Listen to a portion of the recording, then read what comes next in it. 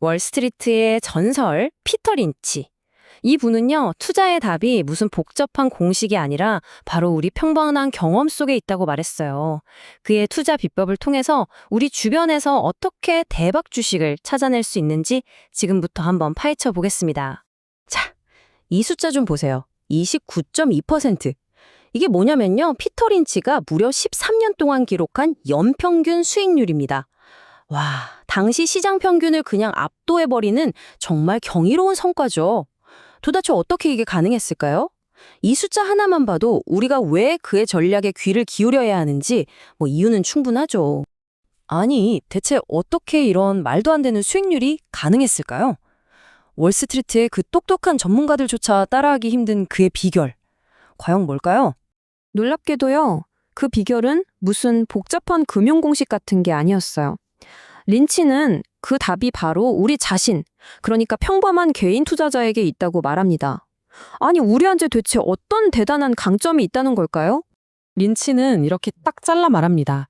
거대한 자본이랑 정보를 가진 기관 투자자들, 왠지 우리가 절대 이길 수 없을 것 같잖아요. 근데 오히려 그들은 온갖 규제랑 단기 성과 압박에 꽉 묶여 있다는 거예요. 반면에 개인 투자자는 훨씬 자유롭게 움직일 수 있다는 거죠. 바로 이 점, 이게 우리의 가장 큰 무기라는 겁니다. 그래서 린치의 첫 번째 원칙이 바로 이겁니다. 당신이 아는 것에 투자하라. 여러분이 직장인으로서 혹은 소비자로서 일상에서 얻는 그 경험과 지식 있잖아요.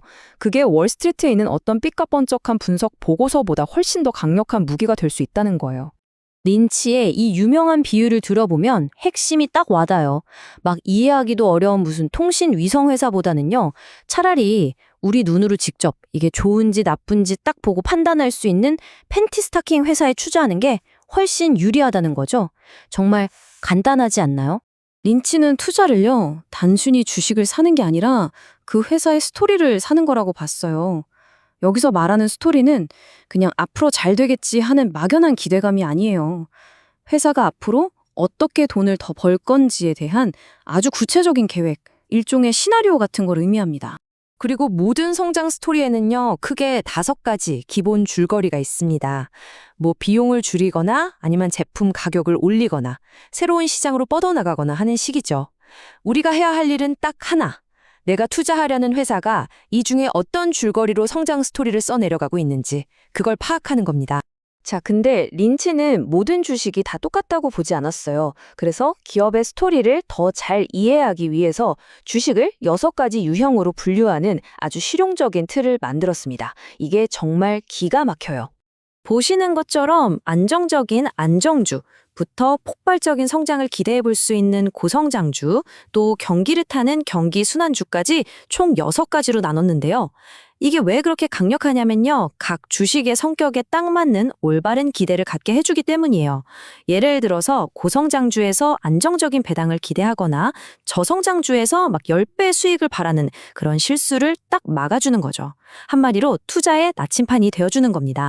예를 들어 볼까요? 대형 우량주는 포트폴리오에 든든한 닷 같은 역할을 해요. 안정감을 주죠. 반면에 고성장주는 4번 타자, 홈런 타자 같은 역할입니다. 가장 큰 수익, 즉 텐베거를 노려볼 수 있는 곳이죠. 물론 그만큼 리스크 관리도 철저히 해야 하고요. 경기순환주랑 회생주의 차이도 정말 중요해요. 경기순환주는 경제 전체의 흐름을 읽는 타이밍이 거의 전부라고 할 수 있고요. 회생주는 시장이 좋던 나쁘던 상관없이 그 기업 자체의 턴어라운드 가능성, 그 스토리에만 집중해야 합니다. 접근법이 완전히 다른 거죠. 자, 여기서 정말 흥미로운 피터 린치만의 역발상적인 지혜가 나옵니다. 최고의 고성장주는 모두가 주목하는 화려한 첨단 산업에 있는 게 아니라는 거예요. 오히려 지루하고 아무도 거들떠보지 않는 그런 저성장 산업에서 독보적인 성장 스토리를 쓰는 기업을 찾아야 한다는 겁니다. 왜냐? 경쟁이 덜하니까요. 그래서 더 큰 기회가 숨어 있다는 거죠.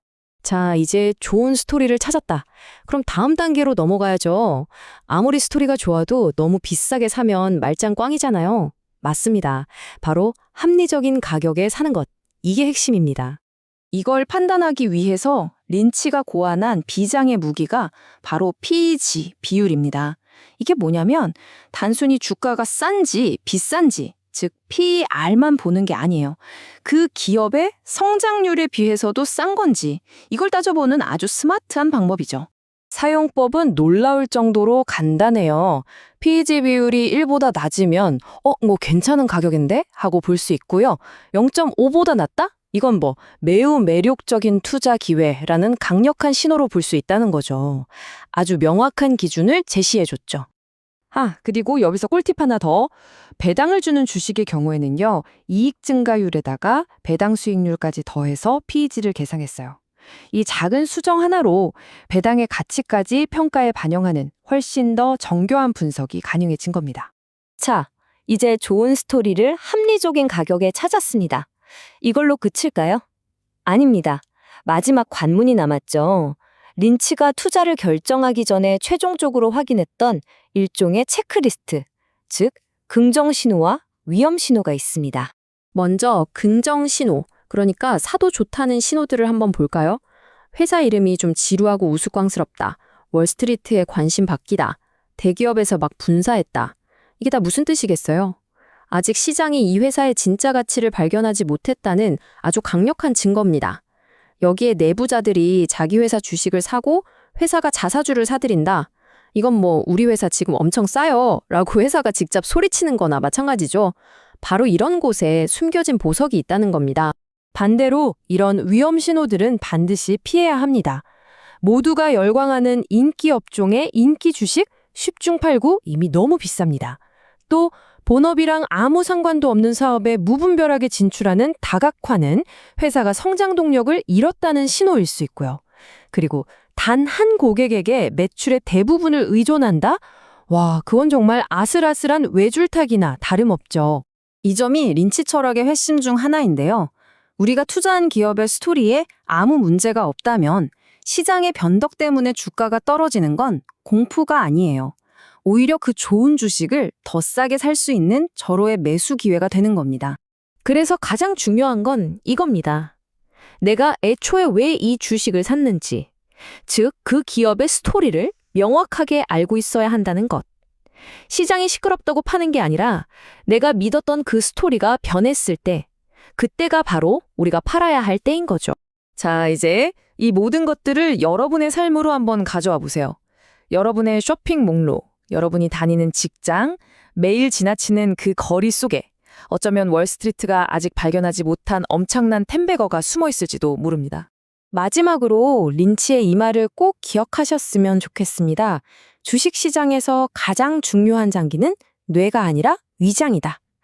아무리 뛰어난 분석을 해도요, 시장의 변동성을 견뎌내는 배짱, 그리고 내가 선택한 기업의 스토리에 대한 확신이 없다면 아무 소용이 없다는 거죠. 결국 투자의 성패는 머리가 아니라 이 배짱에 달려 있습니다.